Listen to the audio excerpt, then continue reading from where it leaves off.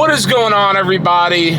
It's your boy John, and welcome back to Gearbox. So today we are talking once again about the beautiful, the magnificent Mark V GR Toyota Supra. Now, one topic I've been wanting to talk about for quite some time now is kind of getting into modding this car. Now, I'm not going to sit here and act like I'm some freaking, I don't know, protege when it comes to modding cars, but what I have noticed is that on the platforms that I have dealt with, this car is kind of its own beast in of itself, and so I wanted to let you know as a viewer and potentially as a Mark V Supra owner, or maybe hoped to someday be a Mark V Supra owner who wants to modify their car, maybe give you a few tips and tricks on modifying this car before you find yourself halfway through an installation and realize that you're just not quite equipped to make it happen in a timely and efficient manner.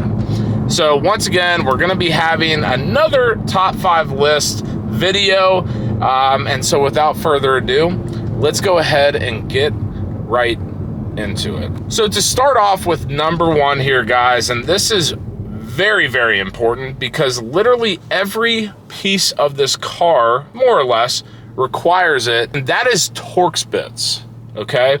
And if you don't know what I'm talking about, typical cars, trucks, whatever, you're gonna have your standard, either standard or metric ratchet sets or wrenches or whatever, with the little hexagon shape and so on and so forth. You know what I'm talking about. In the German world, and as far as I know, specifically BMW world, they use Torx Bits. So instead of, having the hexagonal shape, we have a ratchet thing with a little metal piece that sticks out of it and has a star pattern to it. I've used these in the past for random shit, around the house, on cars, whatever, but this car has them everywhere. And trust me when I say this, guys, before you do anything to this car, I don't give a damn if you are changing a cabin air filter, odds are you're probably going to need a Torx bit or bits in some way, shape, or form. So go ahead, buy you a set on Amazon or something. It doesn't need to be anything special, but make sure you have the right tools to do the job that you're looking for, because it's a must. You can't not have it and work on this car.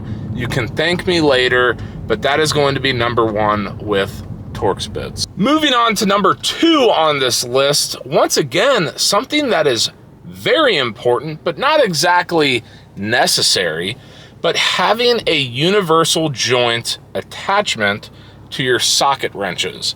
So if you don't know what I'm talking about, it is kind of a 2-part wrench attachment. They come in, 1/2-inch drive, for example, or 1/4-inch, 3/8, whatever.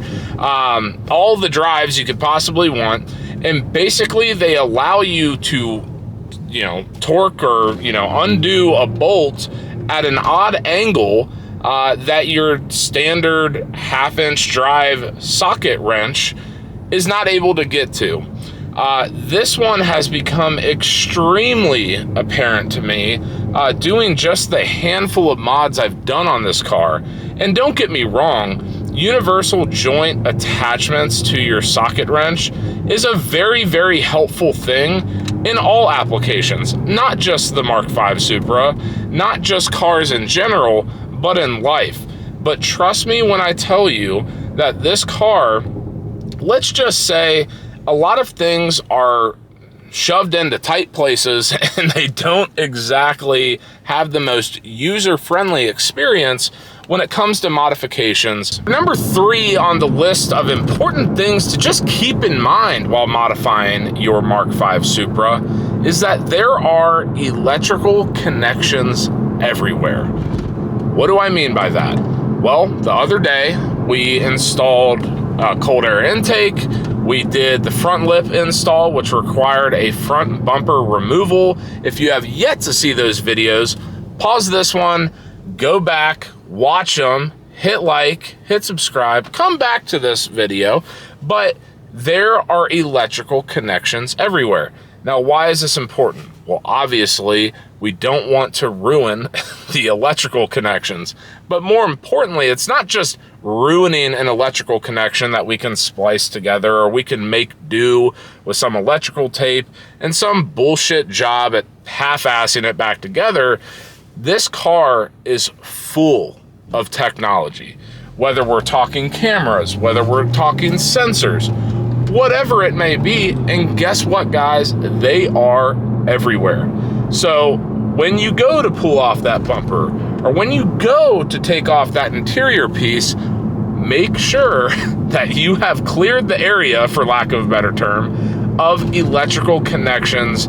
Trust me, it will create much more of an issue if you rip those wires than if you take the half a second to check and make sure that they're clear. Your life will be a hell of a lot easier. And that's just not something you want to deal with. I don't know about you guys, but when it comes to electrical stuff, like, I can do the whole plug and play, routing wires shit. But when it comes to messing up electrical on a car that has an ECU and is unbelievably dependent on said electrical system, yeah, that freaks me out. I don't want to be chasing wires all over the place for months and months and years to come. So just go ahead, look out for the electrical connections. It's not hard, but it's going to be a total lifesaver in the future, and that is going to be number 3. Moving on to the 4th entry in this list. This is changing into more of a just a heads up rather than a tips and tricks type of entry. But number 4 on the list is that the wheels on this car are attached via lug bolts. Not studs, not lug nuts, lug bolts. And if you're anything like me, the first time that I took off the wheel of this car, and I'm like, what the hell are these things? And then I took off the next one, and the next one, and the next one, and realized this is nothing that I've ever worked on before, let alone tried to put the damn wheel back on the car without having an aligning kit or any inkling as to what in the hell was going on. It put me into a tizzy. Now, is it the biggest deal? No. Once you figure out what you're doing, especially if you have an aligning kit, I mean, it should be easy peasy. However, when you are unprepared like myself, and you're sitting there sweating your ass off in the hot South Carolina summer heat, trying to patch a damn tire, and the last thing you want to do is hit a roadblock when you're doing something as simple as patching a tire, trust me, lug bolts become a pain in the ass. And I am sure, guys, there are pros and cons to having stud-mounted wheels versus lug bolt-mounted wheels. I get it. Do I know the answer to that? Absolutely not. But it did mess me up mentally so bad. I don't know why. It's really not that big of a deal. But one thing you might want to consider, which I am definitely considering, is going to a stud conversion kit and going to the traditional, stud and lug nut attachment.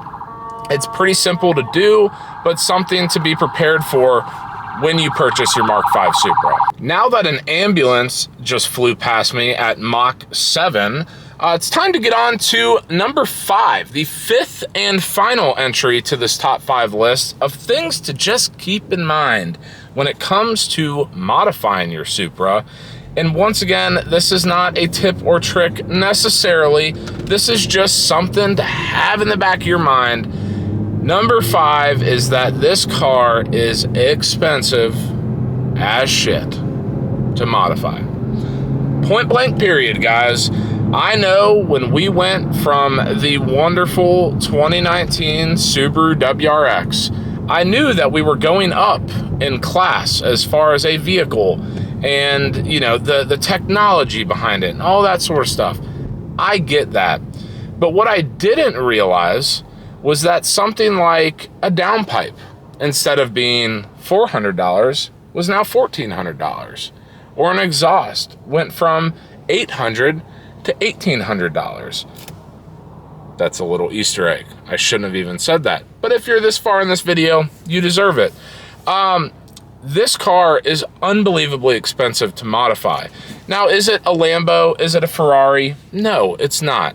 But I feel like this platform, especially when you start getting into the used market, is a fairly attainable car to get into and therefore modify. It threw me so hard when I started looking at shit for this car, and I'm like, damn, you know, I just dropped X amount of money on this car. I want to do this and this and this and this. I want to do all the mods, but I only make a finite amount of money, and that amount of money is not as much money as I would like to make one day. So I have to, you know, pick and choose kind of what I'm going to do, when I'm going to do it, so on and so forth, and really, honestly, start to kind of rank out what's important to me. Like, what's going to bring me the most joy while driving this car. To me, you know, having that experience, that raw experience of hearing the turbo and the exhaust and just really unleashing the potential of this car is top for me. Wheels and tires, yeah, that's important. Yes, I did wheels and tires basically first on this car, but it's important too. But when you start getting into stuff like a lowering spring conversation or some exterior parts, you know, I do believe that this car lacks a little bit on the exterior side of things. You know, for what the car is, it could be a little more aggressive. But that honestly goes a little bit lower on my list. I want to have the feeling of the car and have the smiles per gallon that dude in blue always talks about. It is such a true thing to understand that when you hop in this car, regardless of how shitty your day is, regardless of how shitty your month is, whatever, that you're going to have a blast driving it. That's important to me.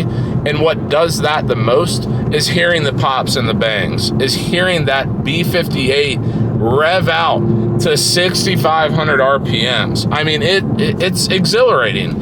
And, you know, you have to begin to say which mods are most important to me because they are all so freaking expensive. And that was probably the biggest part of owning this car that punched me so hard in the face and was a little bit demoralizing. I'm not gonna lie.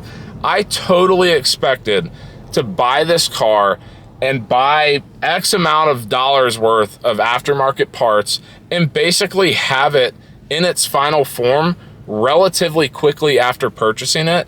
But life happened and reality hit me, and that's not the case. So if you're in the market for a Mark V, or you are, you know, have the slightest idea of purchasing a Mark V, keep that in mind. There are going to be much cheaper platforms to modify, but at the same time, there's going to be much more expensive platforms to modify as well. So take that as you wish for our fifth and final entry in this list. Guys, that is going to do it for another episode of Gearbox. If you liked this video, please give it a big fat thumbs up. If you have any other tips, tricks, suggestions, whatever you want to call them, drop them in the comments section down below. And as always, ladies and gentlemen, hit subscribe, hit the notification bell. You know the drill. And until next time, peace.